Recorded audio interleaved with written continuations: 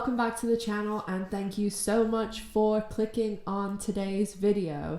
Today we are reviewing and delving even deeper into the worst season of the L Word, season 6, episode 4. And just before we get started, I just wanted to let you guys know that at the end of the video I will be talking a little bit more about what's coming up on the channel. I'm changing my plans and schedules a little bit, and the type of content that I'm going to be putting out. It's going to be a little bit more structured and some exciting things that are coming up. So make sure to stay until the end of the video to hear about all of that, and make sure you subscribe to the channel. Make sure you like the video if you enjoyed it. Leave your comments down below in the comment section. Follow me on all of the social medias. Check out my merch store whenever you have a chance. And make sure to come to my lives on Fridays. I will talk more about that also at the end of the video. So let's get right into reviewing season 6, episode 4, Leaving Los Angeles. I mean, this episode just...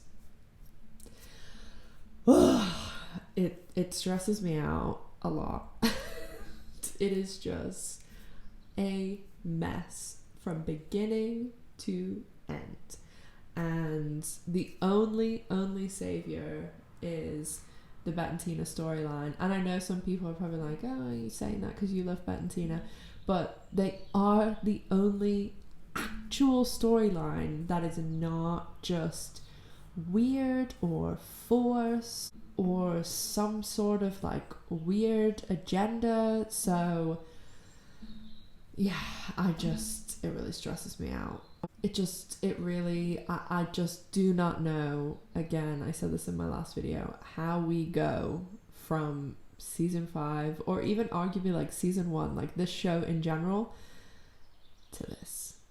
So starting out with the cold open, today it's Max's turn to be the I'm gonna kill Jenny Schechter, like some sort of cartoon villain. You know, that's the way the cold opens are going. So Max is actually in this episode, but of course it's just filled with like awful transphobia. Like there is no way of, you know, there's no redemption in this. Like you can't even, there's just no way around it. So again, I will plug the amazing documentary Disclosure on Netflix, because everyone in that documentary is far more qualified to talk about the Max storyline and the L Word in general and the treatment of trans characters. So please go and check out Disclosure on Netflix. There's a whole section on the L Word, and also Leo Sheng and Jamie Clayton from Generation Q are in it with a whole host of other awesome people. So it's really, really worth checking out. I promise you won't be disappointed.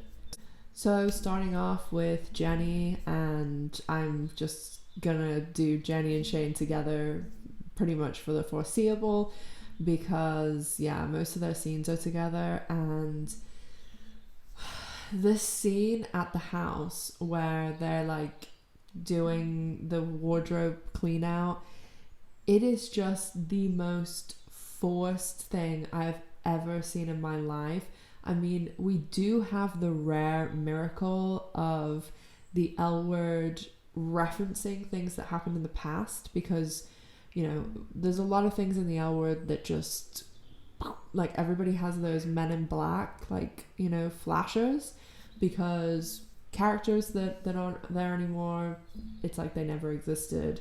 Time doesn't exist. Like, people don't really have memories of like past events unless those key events like Bette being a cheater are just mentioned constantly, but everybody else's past behavior is, you know, characters like Helena change from season to season. And yeah, well, we'll talk more about Helena in a minute. But the fact that Jenny and Shane, like, they're going through the closet and, oh, remember Marina, this scarf?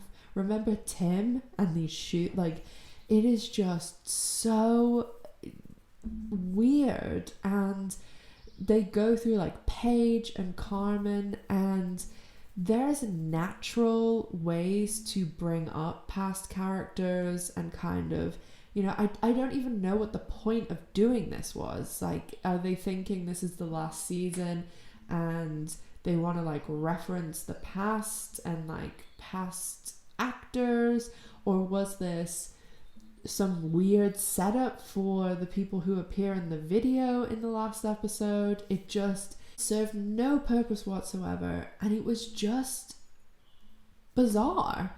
There was no reason for it, and it just, even if they did it in like a natural way where they talked about some situation where Carmen was there and we heard some story that, you know, had happened off screen, like that would make sense.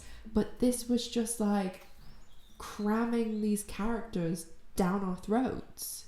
So yeah, that is basically Jenny and Shane's storyline throughout the entire episode, is reminding the audience that these other characters existed, but they've never thought this was important before.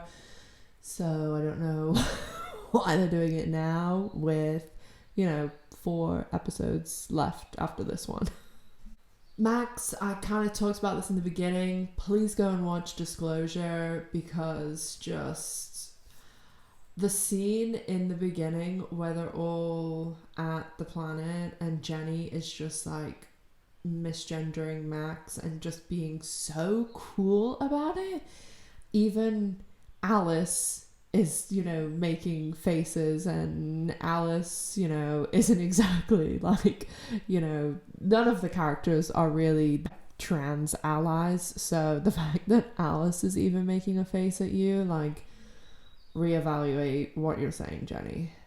And at the end of the episode, we know that Tom leaves Max. It just, the whole thing, it's so, I mean, Transphobic doesn't quite cover it, because it's just like Max is this stereotype, not even stereotype, it's like a cartoon version of what, you know, transphobic people think trans people are.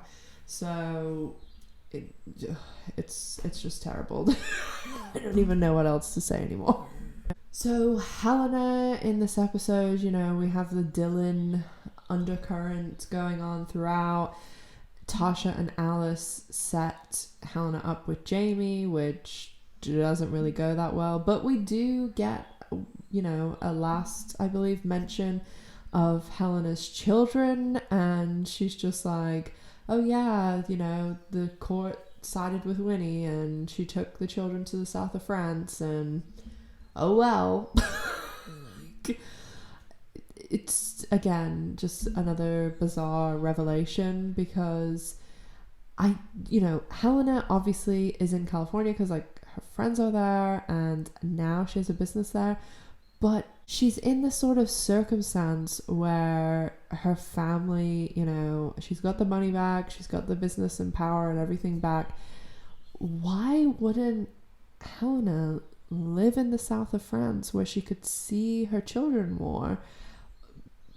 It's not like she's working a 9-to-5 and, you know, she has this job that she couldn't get in the south of France. Like, her family is extremely rich. Like, I know a lot of people like this who they work in their family business. I say as someone who works in my family business, but they work for their parents and they basically just go around on vacation taking pictures of themselves for Instagram. I just don't get why she's in California, because yes, she does have really good friends here and stuff, but they would still be your friends if you didn't live in LA. Like, believe me, I've lived all over the world, and my friends are still my friends in Florida, New York, and California, even though I live in the UK now. And when I lived in America, my UK friends were still my friends. So it's just bizarre. And even, you know, she has Hit and the planet, but like Kit is capable of running these organizations without Helena, and even if, you know, Kit needed help, they could hire someone, because again, Helena is exceedingly rich. So she's even to the point of being like, we're led to believe the Peabodys are super, super wealthy, like private jet wealthy. So why do we never see Helena ever talking about going and seeing her children? Or even, I know rich people who do this, that they will fly the children from wherever else they are and fly them to them in California, like on a private jet with a nanny. Like, these kids will have nannies and things like that. So again, just it, I don't know what else to say. Season 6, I swear, like, everyone was high or drunk, or they just were like, we got 2 weeks to write this season, guys. Like, so Tasha and Alice, I'm going to talk a bit about the group scene at the beginning, because I cannot bypass it, because it is so bizarre. I know I've used bizarre a few times, but we enter the planet and Max and Tom are eating with Alice and Tasha, and it's clearly daylight outside, like super bright daylight, like it isn't, you know, getting to evening time. And then we're in the planet, it's the same scene, and then Bette and Tina show up and they look like they're dressed for a wedding, and then they both have meetings, Tina with Dylan and Bette with Kelly, and Alice like forgets that heterosexual people exist, because she's like, I thought, Kelly, you said her name was Kelly Wentworth and something else. And Tina's like, yeah, she had another name before she was married. Remember, straight people? Like, it's not like her first name was different. So then they have their meetings, and then they're talking about it being nighttime, but Tom and Max have gone to the Lamaze thing, and then Alice is eating a different meal, but they're all still that. So did they just set up shop in the planet all day? Like, is this their office now? Is this where they have all their meals? It was so strange to me. Like, I did not know what time of day this was, what anyone was doing, what meals people were eating, and then they're making it seem like it's nighttime, but is this like a late night Lamaze class or something? I mean, I know I should know better than to bring the concept of time into the L word, but weird stuff happens again when Jamie and Helena have their like date with Alice and Tasha, because clearly they're having dinner at like a normalish dinner time, and then they're talking about midnight walks, but then they're cutting to Max and Tom being at Hit Boys Night. So are they in a nightclub at 7 p.m. or are they having dinner at like 10 p.m.? So those scenes were also strange. Also, this episode really starts the Tasha and Alice Jamie thing, because I don't know how much time is supposed to have passed between episode 3 and 4. Like, clearly some, it's not like the next day or anything, because obviously Bette and Tina are going, you know, and Alice and Tasha are talking about having gone bowling and like spent some significant time with Jamie since they met her in the last episode. Some fucking big seagull bastard is out there. So the Jamie thing is also just what is happening, because we as an audience have not spent any time with her whatsoever. So Alice and Tasha are like obsessed with her and think she's the greatest thing since sliced bread, and it's like, we don't know anything about her apart from her job, basically.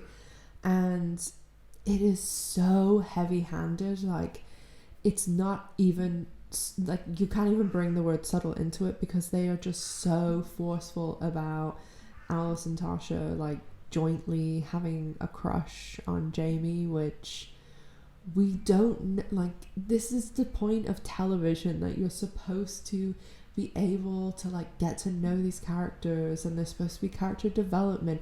You can't just drop a character in and be like, oh, this character is amazing, and like these two people who were having this fraught relationship and almost splitting up because they were doing pros and cons lists with a psychiatrist last week, oh, they're magically fine, and then they like jointly have a crush on this random woman that they met while she was asking a talk show host to go and help a kid that was threatening to commit S-word, because I can't say that on YouTube. So what? And also another thing, I know I'm just listening things that like annoyed me, is Alice says to Shane that they are having a date at her house and they're cooking because everyone is broke. Wasn't Alice a talk show host prior to this episode? Like, I know she wasn't on it for that long, but you make a lot of money. Do it like, you get paid per episode, so we know that she was being paid those guest spots. Like, you get significant money hosting those things. Like, Alice is someone who's new, okay, and she wouldn't have been paid anywhere near to what, like, you know, someone like Rosie O'Donnell or Whoopi Goldberg gets, but it's not like, you know, a couple $100. Like, it's a lot of money. Okay, moving on to the good bit of the episode. I mean, we also get my favorite still image of Bette Tina. This is the picture that I used when I started my channel. I think this picture is really cute, and we do get some really nice scenes, but we also get a scene that I think is like pretty important that they put it in, because the rest of the show takes place in LA, California, that's very pro LGBT, and it doesn't reflect the rest of the country and the rest of the world. And I'm talking about the scene where they're at Marcy's house and Bette and Tina are talking to Marcy's parents, and basically like Bette is so used to being in her like acceptance bubble, and like the, you know, LGBT people are as common as straight people, and that's just not the case most of the time in other parts of the world, country. And I think it was really interesting the way they played this, and I think it's extremely accurate that they had Bette kind of just completely oblivious, and Tina, who, you know, the little tiny bits of information that we have on her is that her dad was like the mayor of their town, and she spent most of her childhood, like her mom left her dad after he cheated on her, and then she grew up in Georgia, and so she will be a lot more aware of the way, you know, especially like the, you know, this was shot in 2008 and aired in 2009. Like, things were very, very different. And when Bette goes on like the little spiel about, oh, you know, we think it should be a federal law, like, how amazing now that it is, but at the same time it's like, this is extremely accurate for the time period, and people saying things like this, like, oh, we don't think that, you know, we will until it's a federal law, and they're not even realizing that people aren't even asking this top layer of questions about whether, you know, gay people should be able to have marriages or civil unions or whatever. It's like this underlayer of the fact that, like, should gay people even be treated like normal human beings, like the way that they were kicked out of their house? And obviously, like, I think so, but I'm saying the majority of the country, and there's a lot of places in the world where that welcome, where Marcy's parents figured out and they're like, I think you should leave, like, that's kind of the best you could hope for in certain countries. So what I'm trying to say is that, you know, Bette is on this level that a lot of people who they live in very pro-LGBT places, and they're not even aware that this isn't the question we should be asking. It should be the education of people who are here, who the thought wouldn't even come into their head that two women would be in a relationship, and they're asking them if they're married to men. Like, and thankfully in, you know, like the UK and the US and all these places, like, it has come on leaps and bounds since even I was a child. Like, my brother's 15 years younger than me, he's 19, and he's just always grown up knowing that I'm gay, and like kids in his class had two moms or two dads or whatever, and it's just more of a thing where he doesn't even think about it. Like, it's just the same way, like, oh, someone might just have a mom or might live with their grandparents. Like, there's just different representations of families, but it is still so important to not forget that this is not the situation for everyone. And although, you know, you'd be really hard pressed now to find people, especially in the US and the UK, who have a really passionate debate about gay marriage and things. Like, now that it has been legalized, people aren't so, again, I think a lot of people are kind of like, it's happened, it's over.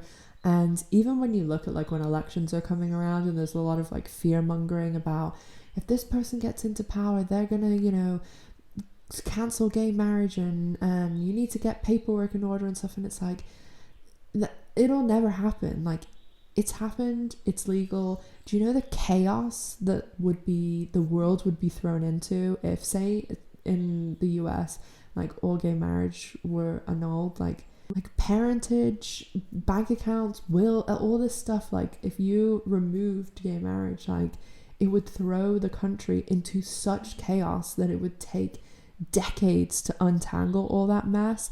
And that's why sometimes it is important to take a step back and, like, think about things. And, you know, social media and stuff does get into that fear mongering, but it's also really important to recognize that not so long ago it wasn't legal, and we can't forget that people worked very, very hard to get it legalized, and there's still places in the world, far too many places, where, you know, people are killed for being gay and people are exiled from their family, and we are not truly equal until everyone is equal. So there's still a lot of work to be done, and I'm not taking away from, you know, how much work has already been done, but we're not finished yet.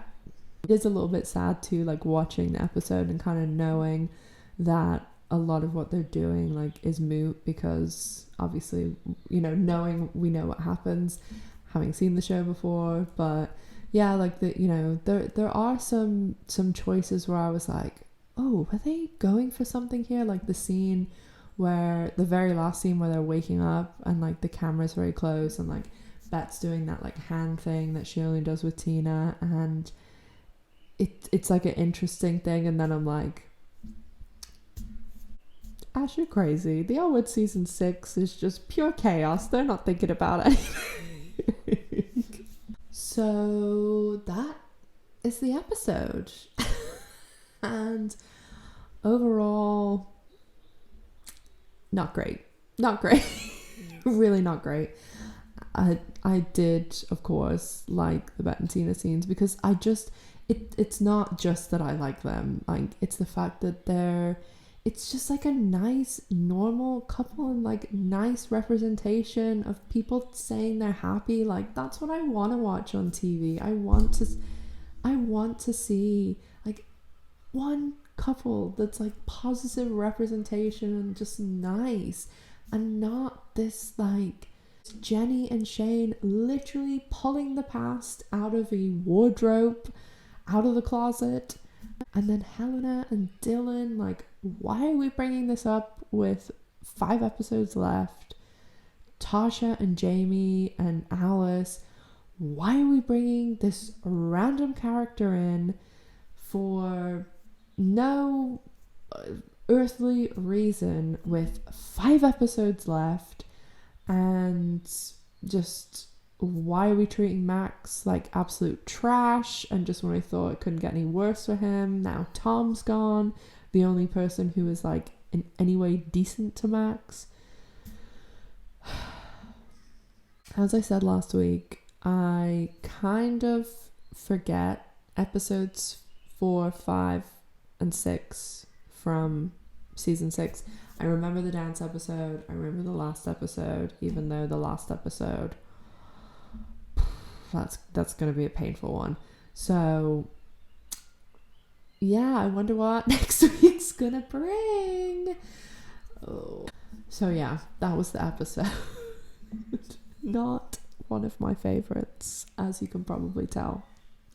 So let me know your thoughts down in the comment section. If you enjoyed this video, give it a like for me, as it really helps out the channel. And if you are not already subscribed, make sure to subscribe to the channel, because there is some good stuff coming up. I have LCon, the L Word After Dark, taking place on March 26th at 7 p.m.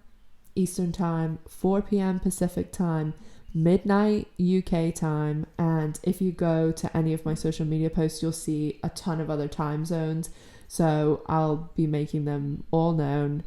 And coming onto the channel is the All Things Tibet podcast, the Bette Tina House of Stir Fry Instagram account, the L Word 19 Instagram and Twitter account, and the OGs, the L Word Online also. So I'm really excited to have everyone on the channel. Also working on some other things behind the scenes that hopefully will come to fruition sometime in the upcoming months. Can't really say any more than that, but you want to be subscribed to this channel if you like the L Word, trust me. And also, don't forget to join my lives on Fridays. I might be changing the time around a little bit while I'm in prison because we're in prison. I can't use certain words apparently on YouTube because it like blocks your videos. Someone told me this. So I'm in prison for 3 more weeks. So we had an issue last Friday and I had to go on Instagram live instead. The problem is it doesn't really save, so I can't really upload it afterwards, and I know a lot of people can't make it to the actual live. So just look out for some social media notifications from me over the next few days about, you know, possibly changing the times around. But also make sure to follow me on social media. I post a lot over there, and you can keep up with everything L Word related in between my videos. So I am going to be starting something new on the channel, a new little podcast. I'm going to call it that, but I'm going to also post the video, obviously. And I'm going to try and release it on Wednesdays because I'm doing the whole, it's going to be like a Woman Wednesday thing.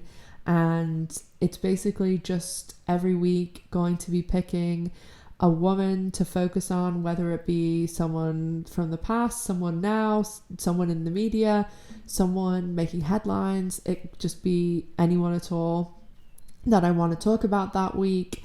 And yeah, it's just going to be like a general chit chat, very relaxed. And I hope that you guys will come along and watch that also. I'm going to look at getting it up on like Apple Podcasts and all those other things, but obviously it will of course be on my channel too. Lots more content coming up on the channel of course too, so look out for all of that. And as always guys, thank you so much for watching. You know, I really appreciate it. It's keeping me absolutely sane at the moment because you guys know, like, I live by myself. It's just Miss G and I. So having this outlet and stuff, and especially, you know, I really look forward to my lives every week regardless. But at the moment, seriously, like, I am so thankful for this channel and you guys and the show and just everything. So thank you for just being you. As always guys, thank you, and make sure to take care of yourselves, stay safe, and I'll see you in the next one. Bye guys.